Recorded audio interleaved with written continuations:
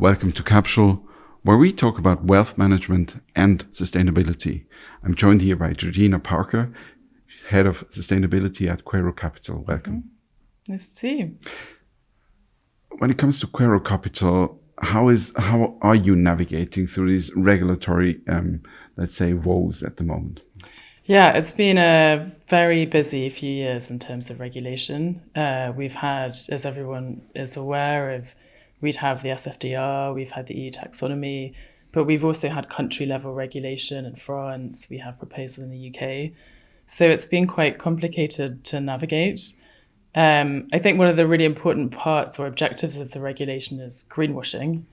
And we totally welcome any effort to regulate greenwashing in the industry because I think the noise got extremely high during a period, and I think that started to be regulated down.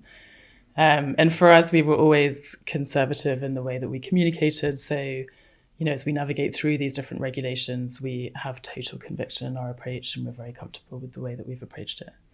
Nevertheless, greenwashing is still a topic. You can read headlines. Can regulation help, or do we need to go one step beyond and have a clear view on what ESG is at the end of the day? Yeah, so I think that the regulation is helping. I think that I see that there's less noise, a little less noise in the industry. I think there is, we feel a little concerned that there's a lot of lobbying from other asset managers and maybe from bigger players to dilute some of the efforts of the regulation to really compartmentalize the industry so that we have a clear division between Article 9, dark green funds, we have versus the Article 8 funds. So I think that our view in general is that there should always be a qualitative assessment of companies. So I think it's very difficult for regulators to be very specific about what should and shouldn't be considered a sustainable investment.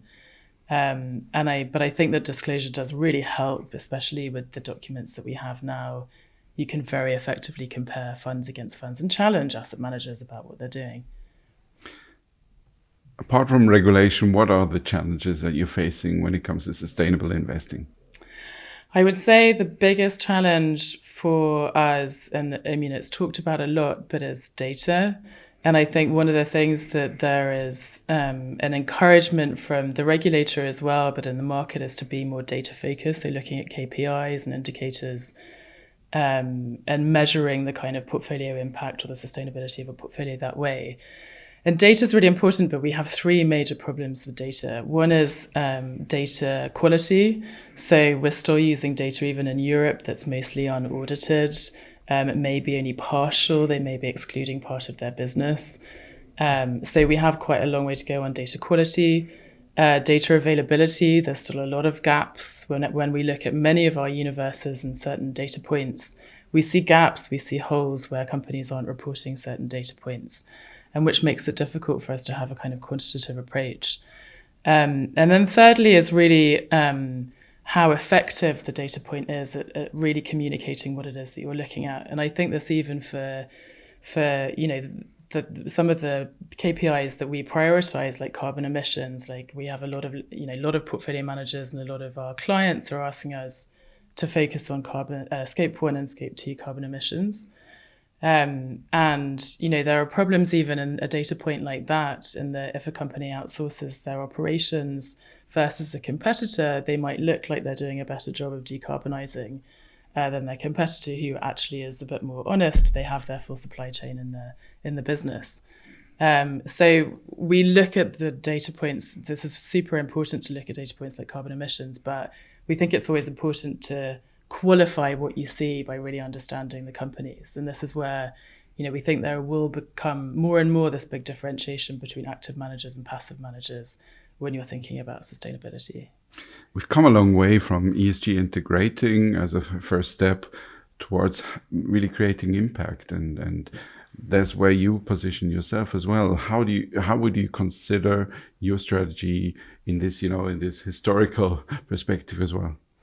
Yeah, so for us, I think of all the conversations that we have, and I think as an ESG team, you can spend a lot of your time thinking about ratings and regulation and you have to take a step back and think about what it is that we're trying to achieve. Why are we all doing this? And the point is to have a positive impact.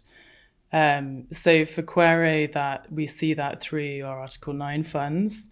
So we have 2 public equity Article 9 funds. One is called Accessible Clean Energy, which is focused on investing in companies that have a material impact in decarbonising the energy system. And second, we have net zero emissions, so looking more broadly at the broad economy, at companies that are really going to make a difference in decarbonising. Then we have, in our infrastructure private equity team, we're investing in assets directly that have a big impact, say renewable energy, water efficiency. And then the other area that we think we can have a big impact is through engagement. And we do this at a corporate level of commitments such as the Net Zero Asset Manager Initiative, where we'll be across all of our funds asking the companies that we invest in to set science-based targets. And then we also have, really interesting opportunities with our small cap team who have a very long investment history. They take quite large positions in small companies. And we have really direct access to the executive. And we have a number of conversations directly with CEOs to talk about how we think they should be integrating sustainability into their business, how they should be disclosing this information, and also how they should be setting objectives like a science-based target. So we see our capacity to impact across different strategies. So you're against diluting Article 9 when I hear that? Yeah, I think that we think that that's a real positive that's come out of the regulation, is that I think it's about 5% of funds are Article 9. And the reason is that these are funds that are completely focused on sustainable objectives. And I think that's great. And rather than dilute Article 9, I would suggest that there's more effort to differentiate between the span of funds that are within Article 8. Georgina, thank you very much for your insight. Thank you very much. Thank you very much for listening. That was Capsule. Stay tuned.